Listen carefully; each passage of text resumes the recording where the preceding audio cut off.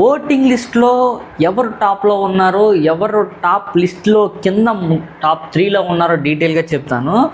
అసలు ఎక్స్పెక్ట్ చేసిన వాళ్ళేమో దూసుకు వెళ్ళిపోయి కింద డౌన్ అయిపోయారు అనమాట.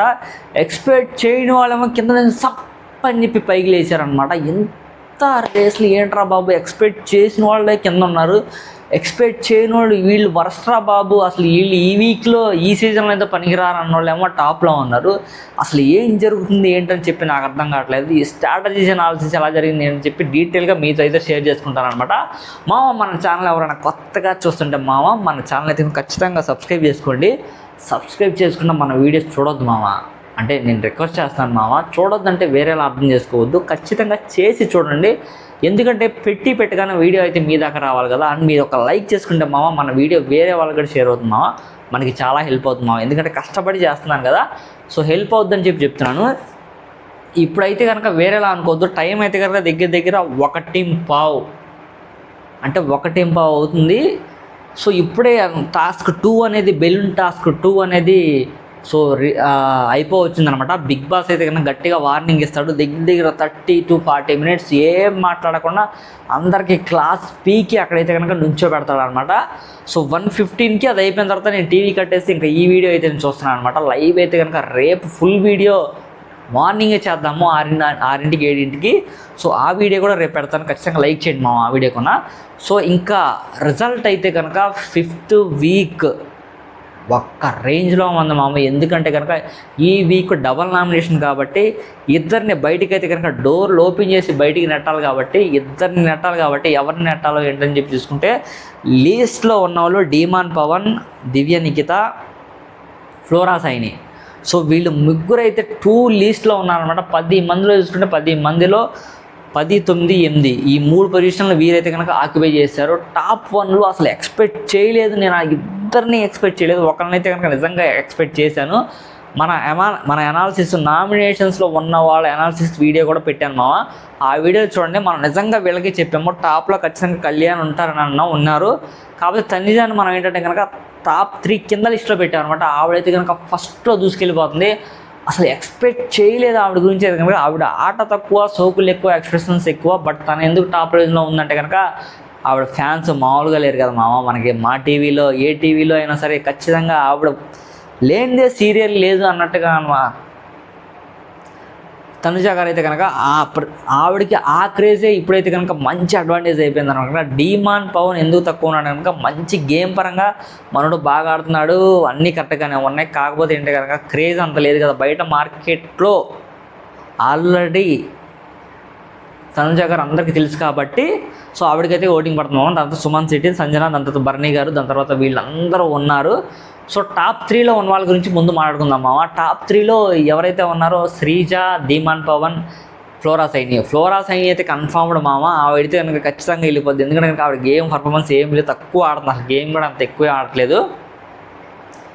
అసలు ఓటింగ్ అనాలిసిస్ పరంగా చూసుకుంటే అంత బ్యాలెన్స్డ్గా ఒక గేమింగ్ పరంగా, ఒక టాస్క్ పరంగా, దాని తర్వాత ఏదైనా ఫిజికల్ పరంగా ఆడేది ఎవరైనా ఉంటుంది వీళ్ళ ముగ్గురులో demon Pawan.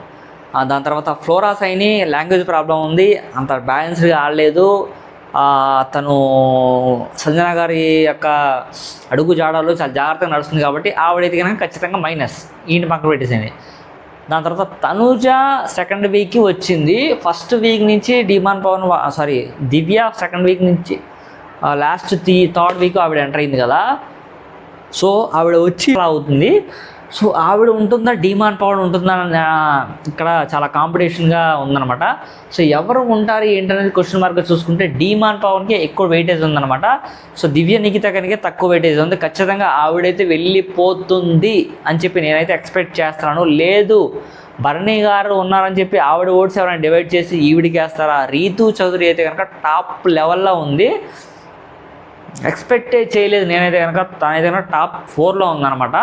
So demon Pawan అయితే కింద ఉన్నాడు, నాకు కొంచెం డల్గానే అనిపించింది. తను గేమ్ పరంగా ఆడుతున్నాడు, దాని తర్వాత సంచాలక విషయంలో మంచిగా చేశాడు, టాస్క్లు పడగా పర్ఫార్మెన్స్ బాగా ఇచ్చాడు. బట్ తన ఓట్స్ ఎందుకు తక్కువ పడుతున్నాయని చెప్పి ఆలోచిస్తే నాకే షాక్ అనిపించింది.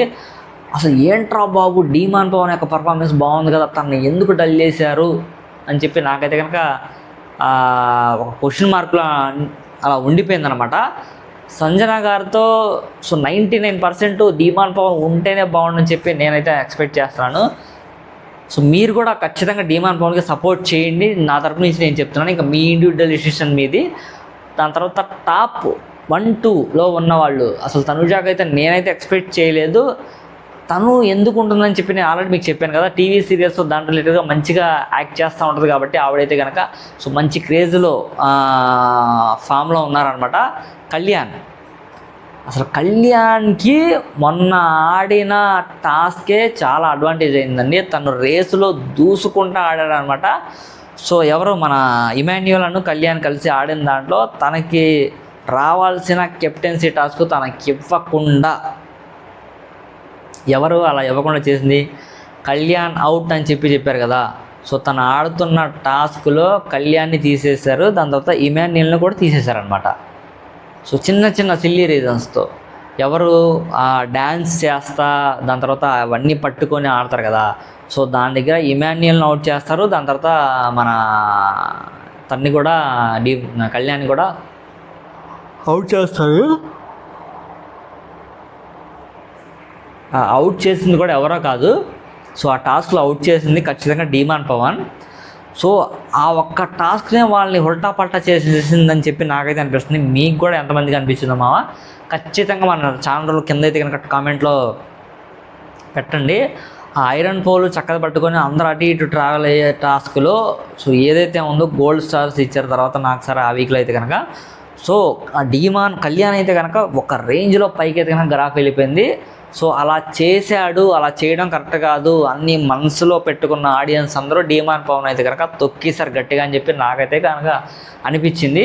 ఆ టాస్క్లో ఇమాన్యుయల్ని కూడా ఎలిమినేట్ చేశారు. ఎవరంటే కనుక అక్కడ ఎలిమినేట్ చేసింది శ్రీజ. ఆల్రెడీ క్యాప్టెన్సీ టాస్క్ వచ్చిందని చెప్పి శ్రీజ అయితే కనుక ఇమాన్యుయల్ని ఎలిమినేట్ చేశానని చెప్పింది. సో అందువల్ల శ్రీజ ఏంటంటే టాప్ 4లో ఉంది. టాప్ 4లో ఇన్ ద సెన్స్ ఏంటంటే ఆవిడ 6వ స్థానంలోనే 7వ స్థానంలో ఉంది. సో ఇలా ఎవరి యొక్క స్థానాలు ఇండివిజువల్గా ఉన్నాయి. కొన్ని అయితే బ్యాలెన్స్డ్గా ఉన్నాయి, మరీ ఎక్స్పెక్ట్ చేయలేని కింద ఉన్నాయి. సో 2-3 డేస్లో ఏమైనా మేజర్ డిఫరెన్స్ జరుగుతుందా, జరిగితే కనుక అది కూడా మీ ముందుకు తీసుకొస్తాను. సో ఇప్పుడు టాప్ 1-2లో అయితే కనుక తనుజ, డీమాన్ పవన్ కళ్యాణ్ ఉన్నారు. టాప్ బిలో అంటే కింద అయితే కనుక 10, 9, 8 స్థానాల్లో డీమాన్ పవన్, శ్రీజ, దివ్య నిఖిత గారు అయితే ఉన్నారనమాట. సో అందులో డీమాన్ పవన్ ఇంకా కింద ఉన్నాడనమాట. తనకి ఎందుకు అలా గేమ్స్ మంచిగా ఆడినా కూడా ఓటింగ్ అనేది తక్కువలో పడింది అనేది నాకైతే క్వశ్చన్ మార్క్గా ఉండిపోయింది. సో నేను ఇప్పుడు చెప్పినట్టుగా గేమ్ రిలేటెడ్గా అన్నీ మనం లైవ్ పర్ఫార్మెన్స్ దాని తర్వాత హౌస్లో ఉన్న పర్సన్స్తో బాండింగ్స్ అలా చూసుకునే ఉన్నా నెక్స్ట్ వచ్చే వైల్డ్ కార్డ్ ఎంట్రీస్ పరంగా చూసుకొని వీళ్ళని నిజంగా కావాలని చెప్పి తొక్కేస్తున్నారా, లేకపోతే వేరే రీజన్ ఏమైనా ఉందా ఏంటి, 2-3 డేస్లో ఏమైనా బిగ్ వేరియేషన్స్ ఏమైనా జరగబోతుందా, టాస్క్ రిలేటెడ్లో ఆడి గ్రాఫ్లో ఉన్న వాళ్ళు ఎవరైనా కిందకు వచ్చేస్తున్నారా, వీళ్ళు పైకి వెళ్తారా ఏంటని చెప్పి మనం నెక్స్ట్ వీడియోలో కూడా చెప్దాము మామ. ఓకేనా? మన ఛానల్ ఎవరైనా కొత్తగా చూస్తుంటే కనుక మన వీడియో ఖచ్చితంగా లైక్ చేసుకోండి, సబ్స్క్రైబ్ కూడా చేసుకోండి. Thank you so much. Bye.